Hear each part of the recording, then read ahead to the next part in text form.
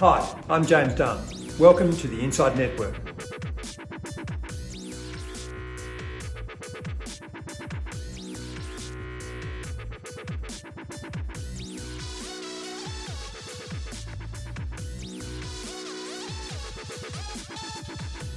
Northleaf is a management-controlled business headquartered in Canada, focused on three private mid-market asset classes: private equity, private credit, infrastructure.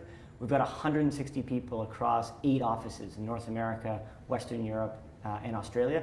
Really, our goal is investing capital on behalf of over 200 institutional and non-institutional clients in those asset classes, finding the best relative value and delivering high, consistent, stable returns.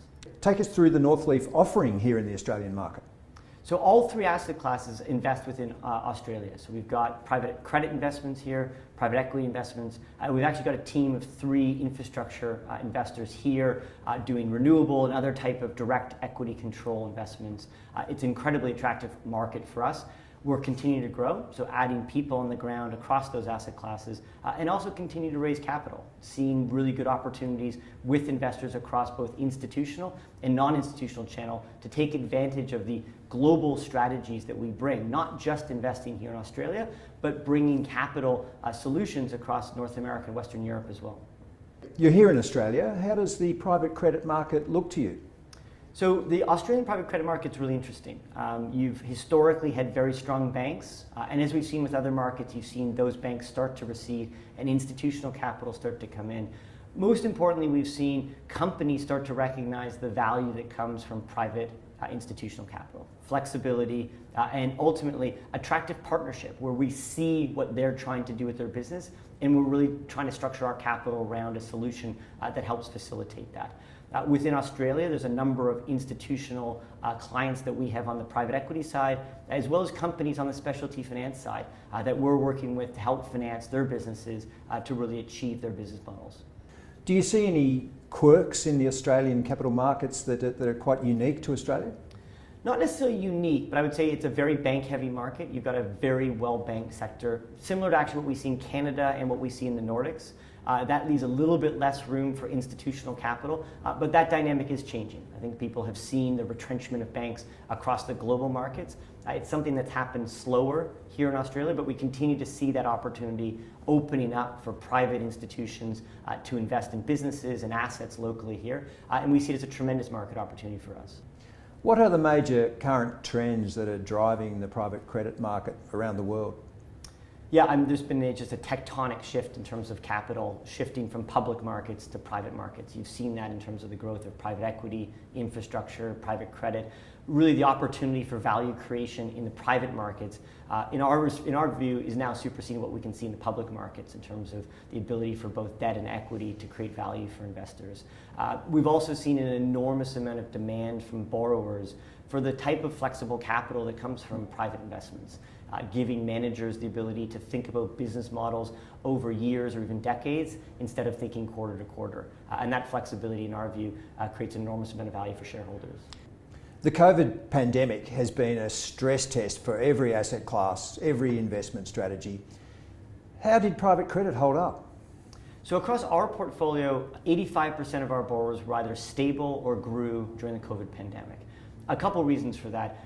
When we think about private credit, we're targeting businesses with stable fundamental demand, generally driven by their contractual protections in the revenue model, or what we think of as sticky products and services, things like healthcare or vet care providers, where ultimately they're recession resilient.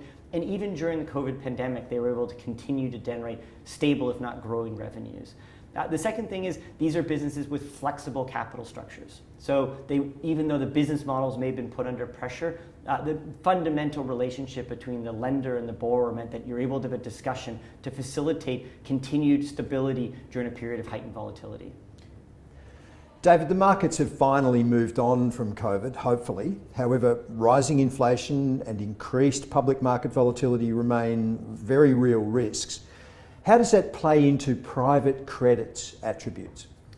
What we've seen during any period of market dislocation, whether that's the global financial crisis, energy challenges, COVID, is that those points of dislocation are points of advantage for private markets. It's when we can continue to price and provide capital to businesses, but at heightened levels of return for our investors and with better protections.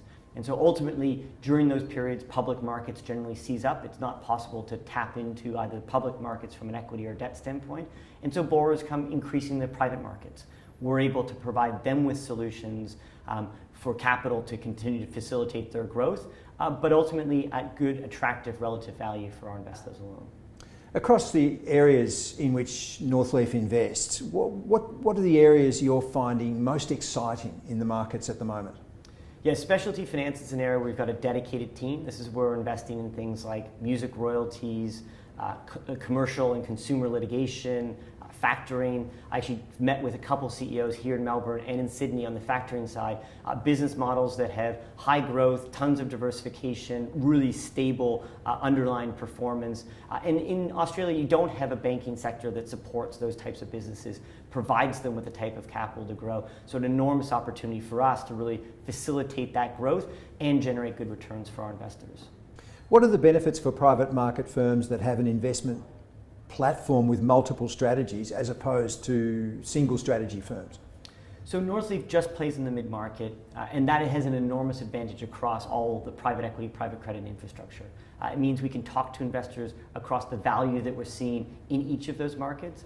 It means we can leverage the synergies that exist between our platform. We have a meeting every week to go through our pipeline, and the number of touch points between different market participants, different companies, different investment owners within our business creates lots of value for our investors. But ultimately, having a platform creates stability. It has higher levels of risk control, higher levels of corporate oversight, better abilities to manage ESG policies and some of the things that are fundamentally important to our investors when they think about their investments and their capital. David, when it all boils down to it, what do you think really differentiates Northleaf from other private credit managers? Yeah, I guess two key factors. One, we've built a global platform. So we've got 30 people across 4 offices investing in North America, Western Europe, and Australia. Very unique within the private markets to have that type of infrastructure providing global exposure for investors. The second thing is our origination strategy. We have 3 discrete channels to origination that enables us to see over 600 transactions, ultimately being highly selective in the portfolios that we invest, really only investing in less than 5% of the deals that we see. And ultimately, investors should be very critical about the type of origination strategy that they see within their private credit manager. David Ross, Managing Director of Northleaf Capital, it's been a pleasure talking to you. Thanks for having me.